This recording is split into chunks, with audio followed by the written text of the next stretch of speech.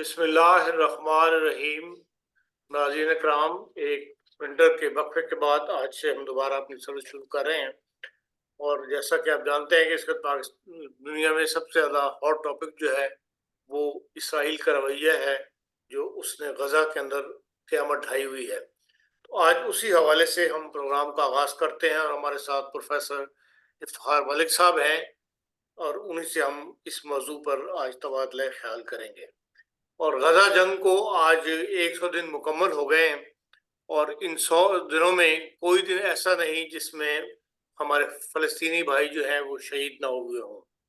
اور کہا یہ جا رہا ہے کہ 7 اکتوبر سے لے کر اب تک 23,843 فلسطینی جو ہیں وہ شہید ہو چکے ہیں، اور اب وہاں پر اس ایریے میں صرف 6 ایمبولینس ہیں جو قابل استعمال رہ گئی ہیں، باقی تمام جو ہیں وہ اس بمباری کی نظر ہو چکی ہیں۔ زندگی جو ہے وہ پوری طرح مفلوج ہو چکی ہے۔ تو اس حوالے سے ہم مزید جو پروگرس ہوئی ہے، جو اخبارات ہمیں بتا رہے ہیں، اس حوالے سے میں پروفیسر صاحب سے گفتگو آج جو ہے وہ کرنا چاہوں گا۔ جی السلام علیکم۔ جی وعلیکم السلام، آپ خیریت سے ہیں؟ ہاں الحمدللہ ڈاکٹر صاحب، بڑی مہربانی آپ کی۔ ڈاکٹر صاحب، جو کچھ گزر گیا اس کے بعد پچھلے چند دنوں کے اندر حالات یہ بتاتے ہیں کہ کوئی نہ کوئی تبدیلی جو ہے متوقع آ رہی ہے پالیسی کے اندر۔ امریکن پالیسی کے اندر بھی اسرائیل تو نہیں مانتا، یا اسی کوئی پالیسی میں ایسی تبدیلی نظر نہیں آ رہی، سوائے اس کے کہ اسرائیل کے بعض وزیر اعظم جو ہیں وہ بعض وزراء جو ہیں وہ اپنے وزیر اعظم کی پالیسی سے اختلاف کر رہے ہیں، اور وہ اس کا حل چاہتے ہیں۔ امریکہ کے سیکرٹری آف اسٹیٹ نے جو ہفتہ گزرا ہے اس میں 8 ممالک کا جو دورہ کیا ہے، جس کے دوران انہوں نے ایک ہیوی گارڈ کے ساتھ جو ہے وہ تل ابیب سے ویسٹ بینک کا سفر بھی کیا، اور حملہ میں محمود عباس سے ملاقات بھی کی۔ اس ساری سچویشن میں آپ کیا تبدیلی دیکھتے ہیں، کہ کیا ایکسپیکٹ کرتے ہیں کہ تبدیلی ممکن ہے کہ آ جائے چند دنوں کے بعد یا اگلے چند مہینوں میں؟ اس کی دو تین پہلو ہیں۔ ایک سب سے بڑا پہلو تو ہیومن جو ہو رہی ہیں فیٹیلٹیز ہو رہی ہیں، اتنے جیسے آپ نے کہا 23,000 سے زیادہ فلسطینی مارے جا چکے ہیں، اور 85% جو ہیں وہ ڈسلوکیٹڈ ہیں غزہ میں، اور ویسٹ بینک میں بھی اسی قسم کی مہم جو ہے اسرائیلی گورنمنٹ نے چلائی ہوئی ہے۔ تو ایک تو اس کا یہ ہیومن رائٹس کا پہلو ہے، اور پوری دنیا میں اس کے خلاف مظاہرے ہو رہے ہیں۔ امریکہ میں بہت بڑا مظاہرہ ہوا، برطانیہ میں سیٹرڈے کو 500,000 لوگ تھے، ہمارے یہاں آکسفورڈ سے بھی لوگ گئے وہاں۔ تو ایک تو یہ پبلک اپینین جو ہے وہ اس پہ بہت نالاں ہے، اور وہ لوگ سمجھتے ہیں کہ ان کی حکومتیں یعنی مغرب کی حکومتیں اور جو عوام ہے ان کے درمیان ڈسٹنس بہت بڑھ گیا ہے۔ اور ہیومن رائٹس کے حوالے سے پھر امریکہ نے جو ویٹو کیا، اس سے بھی امریکہ کی جو ساکھ ہے وہ کافی مجروح ہوئی ہے۔ اور پھر سب سے بڑی بات یہ ہے کہ ساؤتھ افریقہ نے، ایک افریقن ملک نے، انٹرنیشنل کورٹ آف جسٹس میں جس طریقے سے اس کیس کو پیش کیا ہے ڈاکومنٹڈ طریقے سے، اور جس طریقے سے اس کو سوشل میڈیا پہ پذیرائی ہوئی ہے، تو وہ پہلو جو ہے وہ میرے خیال میں اسرائیل کی کچھ لوگوں کو اور زیادہ تر امریکہ اور برطانیہ کی گورنمنٹس کو بہت پریشان کر رہا ہے، کیونکہ ایک طرف وہ چاہتے ہیں کہ یہ انٹرنیشنل نہ ہو، اور دوسری طرف وہ یہ سمجھتے ہیں کہ حماس کا بھی خاتمہ ہو، اور تیسری طرف وہ سمجھتے ہیں کہ اسرائیل کو اب کسی طریقے سے ریسٹرین کیا جائے، کہ وہ آئسولیٹڈ بھی نہ ہو، لیکن اگر وہ اپنی یہ جو کیمپین ہے اس کو یا کم کر دے، یا جو وہ فوڈ سپلائیز ہیں، میڈیکل سپلائیز ہیں، ان کو اجازت دے۔ تو میرا خیال ہے کہ امریکہ، آپ نے ان کے وزیر خارجہ کا ذکر کیا، وہ 4 دفعہ 5 دفعہ جا چکے ہیں، اب پھر جائیں گے۔ تو وہ ایک طرف تو اسرائیل کی سپورٹ کر رہے ہیں، یہ جو بائیڈن ایڈمنسٹریشن ہے، اسلحہ دے رہے ہیں، سب کچھ کر رہے ہیں۔ دوسری طرف وہ اس کو براڈن ہونے سے، وسیع ہونے سے بھی روکنے کی کوشش کر رہے ہیں، حالانکہ یہ انٹرنیشنل کورٹ آف جسٹس، اور ساتھ ہی جو ہوتیز نے کمپین شروع کی ہے، اور پھر یمن میں ان پہ جو حملے ہوئے ہیں اور رات کو بھی ہوئے ہیں برطانیہ اور امریکہ کے ہوائی جہازوں نے، تو اس سے لگتا ہے کہ یہ ایک بڑی ایک کرٹیکل سچویشن ہے کہ آپ اس کے جو ہیومن لاسز ہیں ان کو کیسے کم کیا جائے، اور نمبر 2 اس کو زیادہ ریجنل اور انٹرنیشنل نہ بننے دیا جائے، کیونکہ اس کے بعد اس کو سنبھالنا جو ہے وہ بہت مشکل ہو جائے گا۔ تو یہ ایک قسم کی ڈپلومیٹک گیم ہے جس میں امریکہ اندر اندر سے اسرائیل کو سمجھانے کی کوشش کر رہا ہے، نتن یاہو کو، ان کی کابینہ کے کافی ڈائی ہارڈ جو لوگ ان کو سمجھا رہا ہے کہ بھئی آپ کو فلسطینیوں کو کچھ نہ کچھ دینا پڑے گا اور ان کے ساتھ کچھ نہ کچھ آپ نے اندر سے معاہدہ کرنا ہے، اور حماس کے بدلے میں آپ سارے فلسطینیوں کو جس طریقے سے ٹارمنٹ کر رہے ہیں، اس پہ پوری دنیا کی اپینین خراب ہے۔ تو میرے خیال میں امریکہ پہ پبلک پریشر جو ہے، پبلک اپینین کا، انٹرنیشنل کورٹ آف جسٹس کا، اور ساتھ ہی اس کا جو ریڈ سی میں پھیلاؤ ہو رہا ہے، اور اس سے پوری دنیا کی تجارت جو ہے وہ ہو رہی ہے، اور دنیا یہی کہہ رہی ہے کہ امریکہ اسرائیل کو نہیں روک رہا۔ جب تک امریکہ اسرائیل کو نہیں روکے گا، اسرائیل اپنی کیمپین بند نہیں کرے گا۔ تو یہ بڑی کریٹیکل سچویشن ہے امریکہ کے لیے، اور نتنیاہو اس سے آئسولیٹڈ ہیں، لیکن وہ ماننے کو تیار نہیں۔ لیکن کہا یہ جا رہا ہے کہ امریکی وزیر خارجہ نے کہا ہے کہ ہم نے بہت اسٹرانگ پاورفل میسج جو ہے اسرائیل کو دیا ہے۔ وہ میسج کیا ہو سکتا ہے؟ آیا عارضی جنگ بندی کا ہے یا فلسطین کے قیام کا؟ میرا خیال ہے کچھ امریکہ کے ایڈمنسٹریشن کے لوگ اس نتیجے پہ پہنچ گئے ہیں کہ آپ حماس کو ٹوٹلی ختم نہیں کر سکتے، اور یہ جو کیمپین اسرائیل نے شروع کی ہے، جس کو جیسے آپ نے کہا 100 دن ہو گئے ہیں، اور جو بہت وائلنٹ ہے، اس سے حماس کے بارے میں سافٹ کارنر فلسطینیوں میں اور عرب سوسائٹیز میں پڑ رہا ہے۔ تو یہ کاؤنٹر پروڈکٹیو ہے۔ تو ایک تو وہ یہ سمجھانے کی کوشش کر رہے ہیں کہ بھائی ہم آپ کو چھوڑ نہیں رہے، آپ کے ساتھ ہیں، لیکن یہ جو آپ کیمپین جاری کر رہے ہیں، اس سے حماس کے کچھ لوگوں کو تو آپ مار دیں گے، ان کے لیڈرز کو مار دیں گے، لیکن وہ جو جذبہ ہے اور وہ جو انتقام ہے، وہ فلسطینیوں کے اندر بہت سما گیا۔ تو ایک تو وہ یہ کہہ رہے ہیں، دوسرا میرے خیال میں وہ ٹو اسٹیٹ سلوشن کی جو باتیں ہیں وہ ان پہ کرتے ہیں، لیکن اوپنلی امریکہ نہیں کہتا، لیکن اندر سے لوگ یہی کہتے ہیں کہ اسرائیل کو ٹو اسٹیٹ سلوشن کی طرف جانا پڑے گا۔ لیکن یہ 1967 میں یو این نے ریزولوشن پاس کیا تھا، اور آپ دیکھ لیں کہ 60 سال ہو گئے ہیں، اس پہ کوئی پیش رفت نہیں ہوئی ہے۔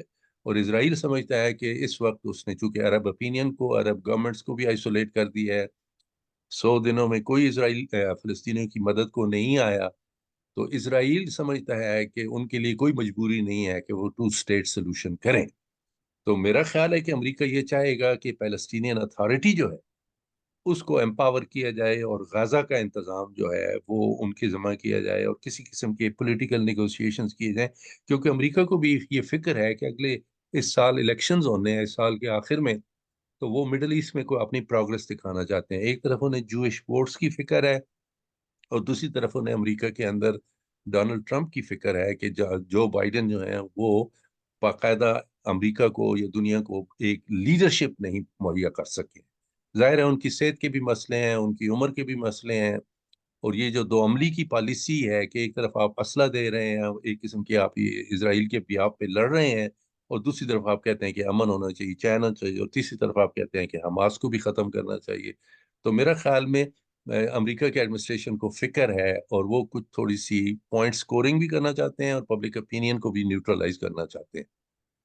آپ اس بات میں کس حد تک حقیقت سمجھتے ہیں جو اخبارات میں لکھا جا رہا ہے انٹرنیشنل پریس میں، کہ بھئی امریکہ نے اسرائیل کو اس بات پر راضی کر لیا تھا کہ ٹو اسٹیٹس فلسطین کا قیام عمل میں آئے گا، اور اس کے لیے باقاعدہ جو رقم ہے وہ عرب ممالک مہیا کریں گے، اور اس کے بدلے میں عرب جو ہے پہلے ایک اپنی نارملائزیشن کی طرف جائیں گے، اسرائیل کے ساتھ اپنے تعلقات کو درست کریں گے، نارمل تعلقات جسے کہنا چاہیے وہ قائم کریں گے، اور فلسطین کا، اور وہ اسرائیل جو ہے وہ فلسطین کو قیام عمل میں لایا جائے گا، جس کے یہ بھی کہا جاتا ہے کہ بعض نقشے بھی بن گئے تھے کہ کون کون سا علاقہ فلسطین میں شامل ہوگا، جس کے اوپر عرب تیار ہو گئے تھے، اور بیچ میں یہ جو جنگ کی کیفیت پیدا ہو گئی، اس سے وہ سارا معاملہ جو متاثر ہوا ہے، اور امریکہ دوبارہ اسی پہ جانا چاہتا ہے کہ بھئی جو معاہدے، جو گفت و شنید چل رہی تھی،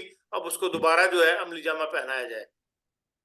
جی، سپوزیشنز اور اس قسم کے نظریات تو کافی اخبارات میں اور سوشل میڈیا پہ ہیں، اور کئی لوگ تو یہ بھی کہتے ہیں کہ چونکہ سعودی عرب یہ سنی ممالک کا چونکہ لیڈر ہے، تو یہ تیار بھی ہو رہا تھا کہ اسرائیل کو ریکگنائز کیا جائے۔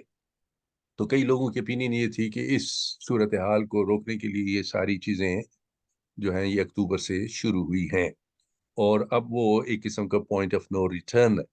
دوسری طرف یہ بھی نقطہ نظر ہے کہ عرب ممالک جو قطر ہوا، سعودی عربیہ ہوا، کویت ہوا، وہ کہتے ہیں کہ اب ہم غزہ میں ریسٹوریشن کے لیے، ریکنسٹرکشن کے لیے، انفراسٹرکچر کے لیے ہم پیسے لگانے کو تیار نہیں ہیں، کیونکہ بار بار یہ ہوتا ہے کہ یہ لوگ وہاں ہیلپ کرتے ہیں، وہاں انسٹیٹیوشنز بنتے ہیں، فلسطینیوں کی مدد ہوتی ہے، اور پھر اسرائیل حملہ کر کے سب کچھ تباہ کر دیتا ہے۔ تو میرا خیال ہے امریکہ کو یا اسرائیل کو یہ گارنٹی دینے پڑے گی کہ وہ غازہ میں ڈسٹرکشن کی یہ جو پالیٹکس ہے، یہ ہر چند سالوں کے بعد آپ دیکھتے ہیں ہوتی ہے۔ تو ایک تو میرے خیال میں عرب ممالک میں یہ جو اینتھنی بلنکن نے دورہ کیا، وہ اس کی وجہ یہ تھی کہ یہ عرب ممالک تھوڑی سی ضمانت دیں اور تیاری کریں کہ وہ فلسطینیوں کی ریہیبلیٹیشن میں مدد کریں گے، لیکن میرے خیال میں اس میں انہیں کامیابی نہیں ہوئی۔ سعودی عرب نے کوئی بیان نہیں دیا، قطر جو سب سے زیادہ حمایت کرتا ہے، مدد دیتا ہے فلسطینیوں کی، اس نے بھی کوئی گرم جوشی کا اظہار نہیں کیا۔ تو ایک تو وہ ہے، دوسرا ان کو یہ فکر ہے کہ ایران کی جو پروفائل ہے ریجنل اور پھر مسلم ورلڈ میں، وہ کافی حد تک بڑھ گئی۔ مغربی ممالک میں، امریکہ میں، اسرائیل میں تو ایران کو وہ کیا کہتے ہیں، کرائسس کا لیڈر سمجھا جاتا ہے، ایکسس آف ایول کا لیڈر سمجھا جاتا ہے، لیکن میرا خیال ہے کہ وہاں لوکل لوگوں میں اور مسلمانوں میں کم از کم یہ کچھ حد تک ایران کی جو ساکھ ہے وہ بحال ہو گئی ہے کہ یہ واحد ملک ہے جو اسرائیل کو لوہے کے چنے چبا رہا، خواہ وہ ہوتیز کے تھرو ہے، خواہ وہ حزب اللہ کے تھرو ہے، یا انہوں نے ماضی میں جس طریقے سے حماس کی فوجی مدد کی۔ اور آپ دیکھیے نا کہ امریکی فوجی عراق میں بھی ہے اور جی سیریا میں بھی ہے، تو ان پہ بھی کچھ نہ کچھ یہ اسکرمشز، حملے، میزائل ہوتے رہتے ہیں۔ تو ریزسٹنس کے حوالے سے امریکہ کو یہ فکر ہے کہ یہ سارے مختلف جو گروہ ہیں اور ایران، یہ امریکہ اور مغربی جو اثر ہے اور جو اتنا لانگ ٹائم انفلوئنس ہے، اس کو کمزور کریں گے۔ تو اس کی بھی ایک وجہ ہے کہ وہ چاہتے ہیں کہ عرب ممالک سامنے آئیں، ایران کو نیوٹرلائز کریں، اسرائیل کو ریکگنائز کریں اور غزہ کی ریکنسٹرکشن میں مدد کریں۔ تو لیکن میرا خیال ہے کہ حکومتیں جو ہیں وہ گارنٹی چاہتی ہیں، وہ ٹو اسٹیٹ سلوشن چاہتی ہیں، اور وہ چونکہ 1967 سے یہ بات ہو رہی ہے، یو این کے ریزولوشنز بھی ہیں اور جنیوا کارڈز بھی جو ہوئے تھے، تو ان پہ چونکہ اسرائیل نے عمل نہیں کیا، تو کانفیڈنس کا ڈیفیسٹ ہے، یعنی اعتماد جو ہے وہ امریکہ پہ ہو سکتا ہے لیکن اسرائیل پہ نہیں ہے۔ اور نتن یاہو جو ہے، انہوں نے تو یہ فیصلہ کر رکھا ہے کہ ہم نے فلسطینیوں کی یہ حماس جو ہے اس کو ختم کرنا ہے، اور اس میں کتنی جانیں کیوں نہ چلی جائیں۔ اور ان کے جو ایکسٹریمسٹ کیبنٹ کلیگز ہیں وہ تو کہتے ہیں کہ یہ فلسطینیوں کو یہاں سے بالکل فارغ کر دینا چاہیے۔ تو نتن یاہو کو بھی اپنے ان ایکسٹریمسٹ جو کوalitionر ہیں ان کو کسی طریقے سے ساتھ اپیز کرنا ہے، اور سیڈلی اسرائیل کے اندر الٹرا رائٹ فورسز جو ہیں وہ بہت سٹرانگ ہوگی، وہ انتقام پہ لگی ہوئی ہے، وہ یہ باقی نقطہ نظر سننے کو تیار نہیں ہے۔ اور دوسری طرف یہ ہے کہ یہ جو پبلک اپینین ہے اس کے بارے میں بھی میرا نہیں خیال کہ اسرائیل کے اندر ایک سوچ، کچھ لوگ ہیں اسرائیل میں جو کرٹیسائز کرتے ہیں۔ اب آپ یہاں دیکھیے جو مظاہرہ لندن میں پرسوں ہوا، اس میں جوئش کمیونٹی بہت بڑی تعداد میں تھی، اور وہ کہہ رہے تھے ناٹ ان اور نیم، کیونکہ یہاں کے جیوز اور امریکہ کے جیوز اور یورپ کے جیوز یہ سمجھتے ہیں کہ پورے اسرائیل کی پالیسیوں کی وجہ سے، انتقامی پالیسیوں کی وجہ سے، جو جیوش ایک پروفائل تھی، رسپیکٹ تھی، اور جیوز کے حوالے سے جو تحفظ تھا، وہ سارا کچھ اس سے وہ متاثر ہو رہا۔ تو جیسے 9/11 کے بعد مسلمان کہتے تھے ناٹ ان مائی نیم، 7/7 کے بعد ہم مسلمان یہاں یورپ میں کہتے تھے ناٹ ان اور نیم۔ تو جو جوش کمیونٹیز ہیں یورپ اور امریکہ میں، ان کے لیے یہ بڑا مشکل وقت ہے۔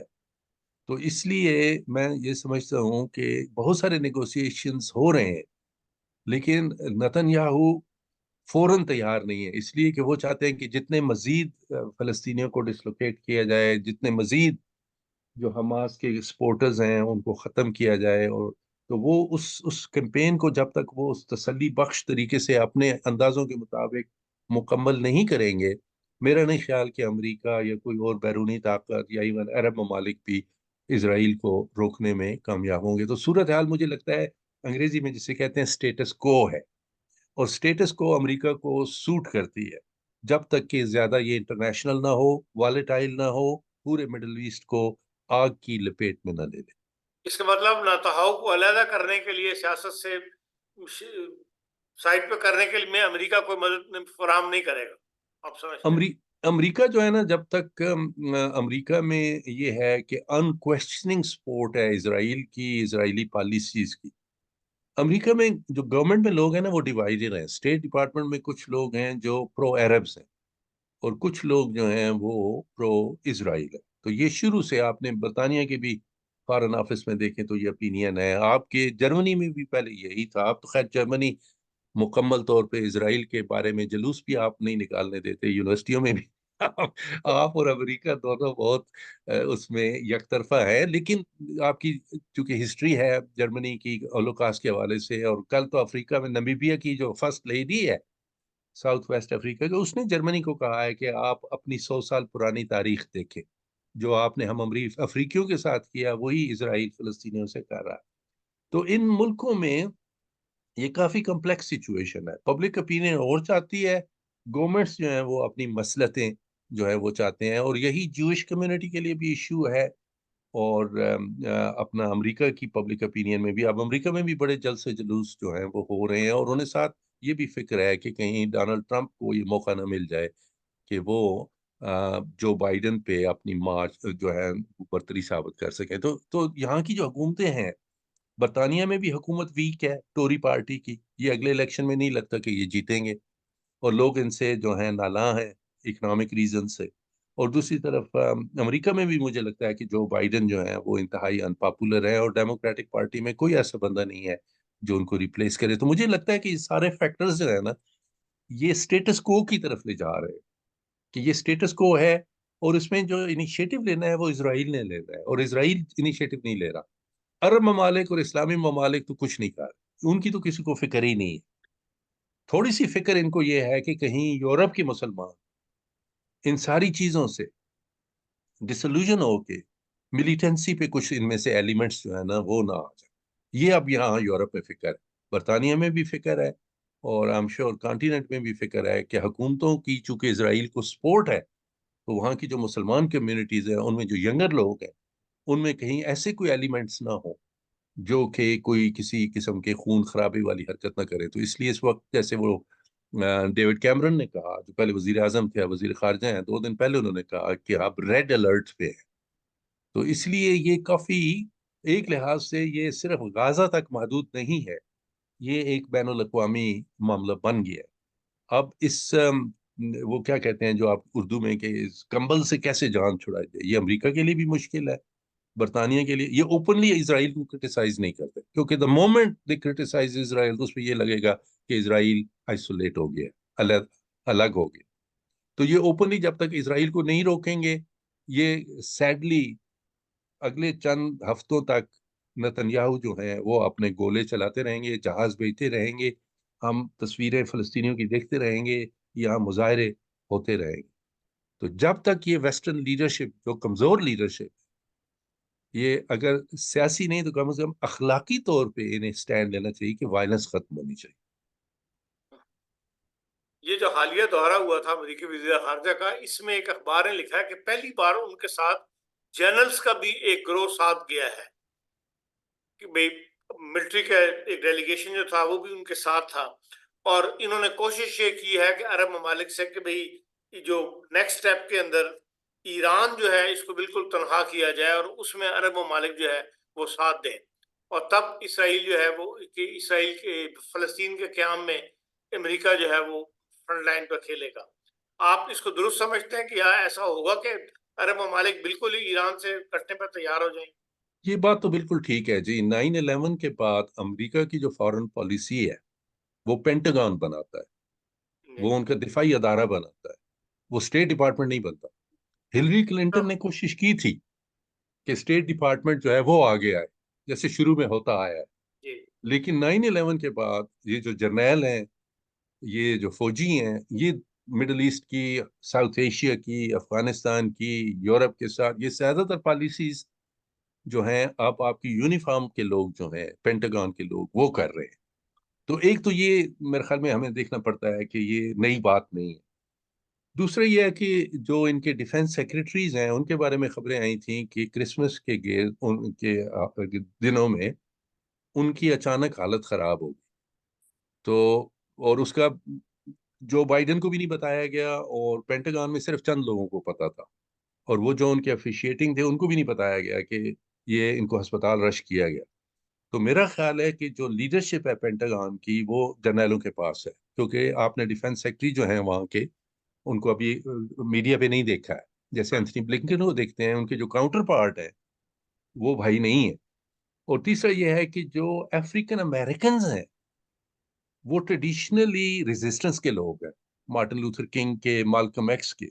और आप देखें कि ये दोनों ओहदे जो हैं, पेंटागन के जो हेड हैं वो भी अफ्रीकन अमेरिकन है, और यूएन में जो बैठे हुए हैं अमेरिका को डिफेंड कर रहे हैं और वीटो कर रहे हैं, वो भी अफ्रीकन अमेरिकन है। तो अमेरिका में और यहाँ यूरोप में कई लोग कह रहे हैं कि ये अमेरिका जो है इन लोगों को यूज कर रहा है against what's going on in the middle east. तो ये सारे इश्यूज हैं। तो मेरे लिए ये हैरानगी की बात नहीं है, क्योंकि अमेरिका की ये जो सेंट्रल कमांड है और बहुत सारे शिप्स हैं वो उस सारे रीजन में है, सुएज में है, रेड सी में है, मेडिटरेनियन में है, इंडियन ओशन में है। तो उस हवाले से अगर मिलिट्री फैक्टर डोमिनेंट है अमेरिकन फॉरेन पॉलिसी में, तो उसकी ये सारी वजूहात जो हैं हमें नजर आती हैं 9/11 के बाद। और फिर आप देखिए ना कि जी अमेरिका में या आपके यूरोप में और बर्तानिया में सबसे बड़ी जो इंडस्ट्री है वो आर्म्स की इंडस्ट्री है। और आर्म्स की इंडस्ट्री जो है वो इन इन लड़ाइयों से और इस किस्म की जो कशीदगी है, वो उनसे प्रॉफिट, उनको इंसानों का इतना ख्याल नहीं है, उन्हें अपने जॉब्स का और अपने प्रॉफिट्स का है। तो ये हालांकि जनरल आइजनहावर ने कहा था, वो खुद प्रेसिडेंट बने तो उन्होंने कहा था मिलिट्री इंडस्ट्रियल कॉम्प्लेक्स। तो सबसे जो ज्यादा लोग इससे फायदा उठा रहे हैं सैडली इन लड़ाइयों से, वो मिलिट्री इंडस्ट्रियल कॉम्प्लेक्स है। तो उनकी भी आपको देखें कि पॉलिटिक्स में, फॉरेन पॉलिसी में बहुत रोल है। हालांकि वो पीछे बैठ के ये रोल अदा करते हैं। तो वो भी तो नहीं चाहते ना कि कोई हो। चाइना के साथ कशमकश है, अब यूक्रेन के हवाले से बहुत वेपन्स आए हैं गए हैं, मिडल ईस्ट में स्मगलिंग बहुत होती है वेपन्स की। फिर लीबिया, सीरिया, इराक, उन सारे ममालिक में वेपन्स के हवाले से काफी कंजम्पशन है। तो ईरान को मतलब है कि कुछ हद तक एलिबाई के तौर पे भी यूज किया जाता है, और कुछ हद तक ईरान को पता है कि मिडल ईस्ट में अरब लीडरशिप कैपेबल नहीं है। नासिर के और उसके बाद फैसल के जाने के बाद कोई ऐसी डायनामिक लीडरशिप नहीं है जो अरब ममालिक में कोई किरदार अदा कर सके। तो इस वक्त ईरान ये समझता है कि उन्होंने मुस्लिम जो उम्मा है या मुस्लिम कम्युनिटीज हैं, शिया हो सुन्नी हो, उनकी जो रेजिस्टेंस है और जो फलस्तीन के हवाले से हमदर्दी है, उसमें ईरान ने अपनी प्रोफाइल बना ली। और मेरे ख्याल में ये अमेरिका के लिए, यूरोप के लिए बहुत मुश्किल होगा कि जो पब्लिक ओपिनियन है उसको ईरान के खिलाफ किया जा सके, मुस्लिम पब्लिक ओपिनियन को।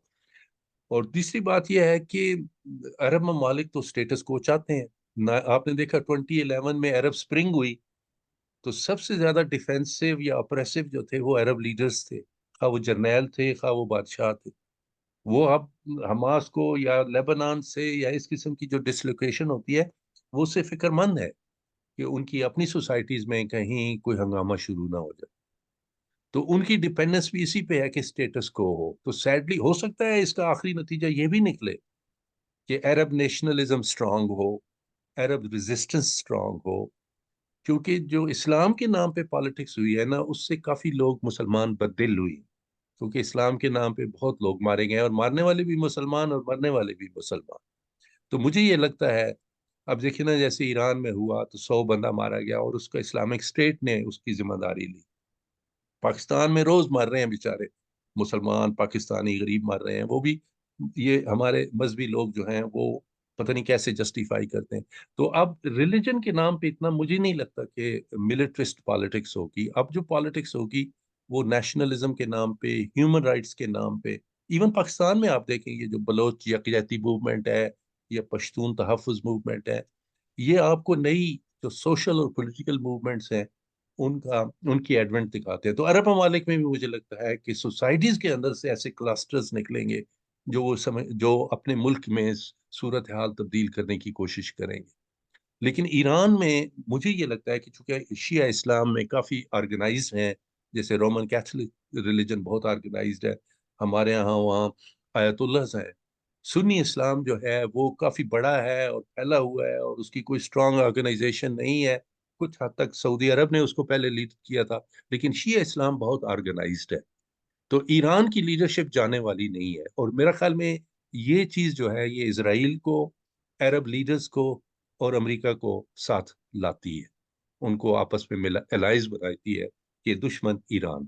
لیکن اس میں جب مسلم پبلک اوپینین ووکل ہوگی تو پھر ہمیں دیکھنا پڑے گا کہ ان سٹیٹس کے ساتھ، خواہ وہ ایجپٹ ہے، خواہ وہ سعودی عربیہ ہے، یا اور سٹیٹس ہیں جو مسلم اس کرائسس میں جن کا رول کوئی پازیٹیو نہیں رہا ہے اور وہ تماشائی بن کے رہے ہیں، اور ایون او آئی سی کا، تو میرے خیال میں ان پہ کافی جو ہے مورل اور اندر گراس روٹ سے پریشر پڑے گا۔ تو میرے خیال میں اس لڑائی کے جو نتائج ہیں اسرائیل کے لیے تو ہوں گے، اور فلسطینیوں کے لیے تو آلریڈی ہم دیکھ رہے ہیں، لیکن اس کے نتائج مسلم ورلڈ میں اور خاص طور پہ عرب ورلڈ میں بہت بڑی تبدیلی کا باعث بھی بن سکتا بہت بہت شکریہ آپ کا ڈاکٹر صاحب۔ اب ایک یمن کا سوال رہ گیا تھا لیکن ٹائم ہو گیا، تو پھر ہے۔ کسی وقت آپ کے ساتھ دوبارہ یمن کی جنگ پہ بڑھ رہی ہے اس یمن وقت۔ کو دیکھ، یمنی ہوتیز کو دیکھ کے تو مجھے طالبان یاد آتے ہیں، وہ بھی پیزنٹس ہیں، وہ بھی ٹرائبل ہیں، وہ بھی لڑنے کے لیے مذہب کے نام پہ، وطن کے نام پہ، جو افغانی طالبان، نہ پاکستانی طالبان، افغانی طالبان اور ہوتیز، اور افغانی طالبان نے 20-21 سال دیکھے نا مقابلہ کیا ہے، تو ہوتیز کے پاس ایک ماڈل ہے۔ تو امریکہ میں کئی لوگ ہوتیز کے بارے میں سوچتے ہیں کہ یہ ایک ٹیمپرری فینامینا نہیں ہے، اس کو سعودی عرب نہیں ختم کر سکا تو ہم کیسے کریں؟ تو ہوتیز کا کوشچن مارک جو ہے وہ جاری رہے گا۔ آپ سمجھتے ہیں کہ جس طرح طالبان ایکسس کرتا رہے اس طرح یہ بھی آگے چلتے رہیں گے اپنے مقصد کے لیے؟ میرا خیال ہے کہ یہ جو ہماری پالیٹکس ہے نا، اس پہ ہم نے ہائی پالیٹکس پہ زیادہ زور دیتے ہیں، پریزیڈنٹس پہ، کنگز پہ، جرنیلوں پہ، ہم نے پیزنٹس کو کبھی سٹڈی نہیں کیا۔ اب پیزنٹس پہ لوگ سٹڈی کر رہے ہیں کہ یہ پیزنٹس جو ہوتے ہیں یہ اگر ہتھیار اٹھا لیتے ہیں تو ان کی جو سسٹین کرنے والی قوت ہے وہ بہت ہے، اور یہ زیادہ تر جو موومنٹس ہیں یہ پیزنٹس کی ہیں۔ تو مجھے یہ لگ رہا ہے کہ طالبان کی موومنٹ ٹھیک ہے، انہوں نے مذہب کو بھی یوز کیا، وطنیت کو بھی یوز کیا، پشتون نیشنلزم کو بھی یوز کیا، لیکن سب سے بڑی وہ سارے پیزنٹس تھے، وہ اپنے اپنے لوکل انٹرسٹ کے لیے کھڑے ہو گئے تھے آل لے کے۔ تو ہوتیز کا بھی مجھے یہی لگتا ہے کہ یہ پیزنٹ سولجرز ہیں۔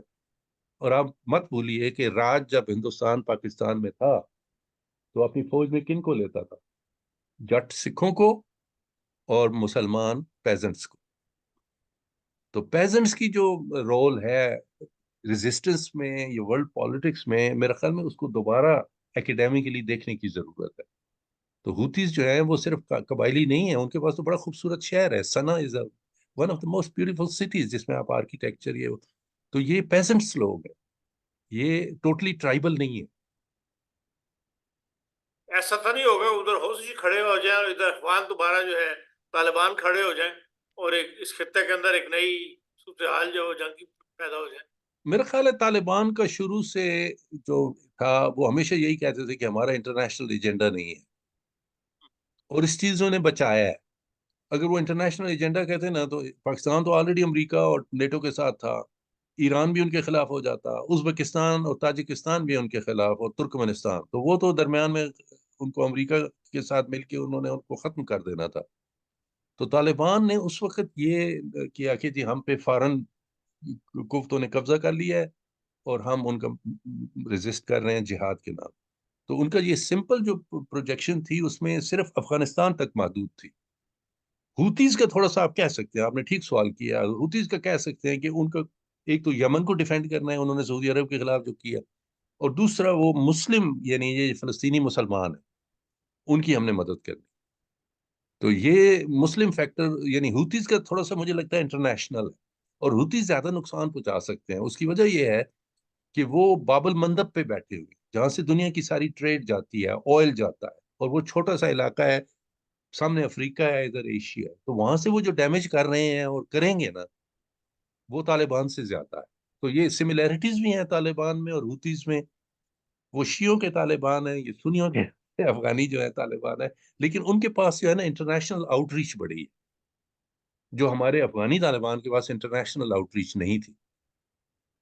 ٹھیک، چلے ڈاکٹر صاحب بہت شکریہ آپ کا کہ آپ نے آج کافی دنوں کے بعد جو ہے ایک تازہ موضوع کے اوپر تفصیل کے ساتھ گفتگو کی، اور ہمارے ناظرین کو جو ہے جو کرنٹ سچویشن ہے اس کے بارے میں گائیڈ لائن مہیا کی. آپ کا بہت شکریہ.